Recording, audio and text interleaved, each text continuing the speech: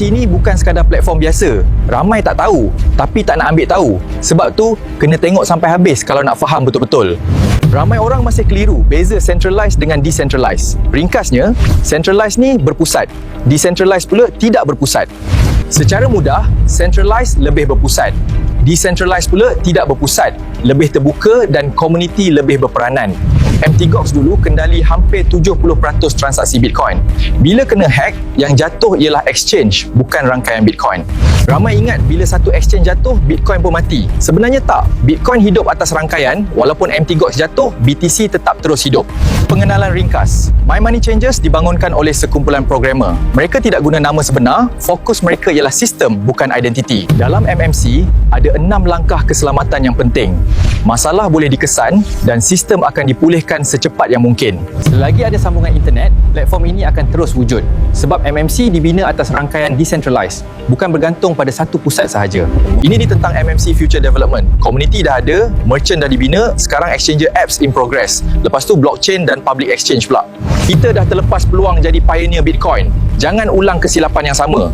Kali ni, rebut peluang awal untuk miliki MCC Coin. Kenshin Marketplace ialah platform jual beli online untuk ahli MMC. Di sini, ahli boleh jual, beli dan bantu kukuhkan ekosistem MMC. Dalam Kenshin Marketplace ni, ahli MMC boleh kongsi produk dan servis dengan lebih mudah. Dari produk sampai ke servis, semua boleh diniagakan dalam satu platform komuniti. Dalam MMC, anda boleh pilih package ikut kemampuan. Lagi tinggi package, lagi besar ADS pin, ROI dan juga max MCP. Jadi mula dengan yang sesuai dulu, kemudian upgrade bila dah bersedia. Dalam sistem MMC ni ada 7 komponen utama. Antaranya GPS, reinvest, sponsor, pass up, pairing, matching dan currency SMG. Ini ringkasan marketing plan MMC. Dari level 1 sampai level 5, setiap naik level ada peningkatan bonus dan income yang lebih besar. Tak faham sekarang pun okey, lepas join kita belajar sama-sama sampai faham. Perjalanan 1000 batu takkan bermula kalau kita tak mula langkah pertama. Yang penting, mula dulu. Bila dah mula, barulah kita nampak jalan. Kalau nak mula dengan MMC, mudah je. Pilih package ikut kemampuan. 3 star, 4 star atau 5 star. Lagi besar package, lagi besar potensi harian. Yang penting, mula dulu.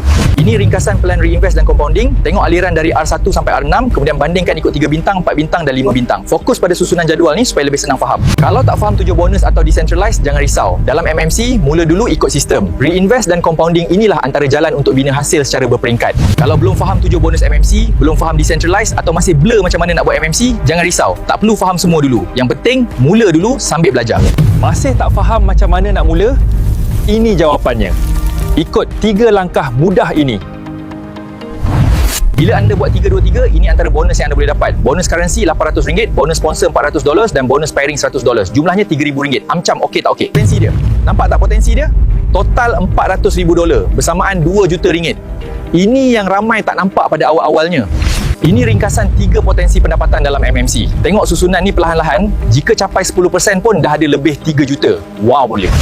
Dalam dunia aset digital, komuniti yang aktif tu sangat penting. Sebab bila komuniti kuat dan sistem jelas, barulah rangkaian tu mampu bertahan lebih lama. Dan MMC juga gunakan konsep community withdrawal ni. MCP ni bukan hanya untuk withdrawal saja. Ada 7 kegunaan yang boleh bantu ekosistem ni terus berkembang.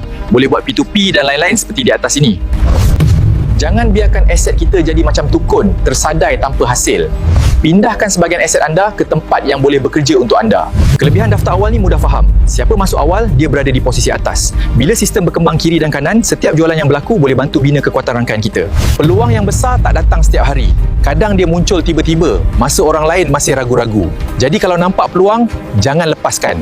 Jangan tunggu lagi. Peluang besar dah ada depan mata. Yang bezakan hasil, cuma tindakan kita hari ini. Kalau nak saya guide, PM saya sekarang.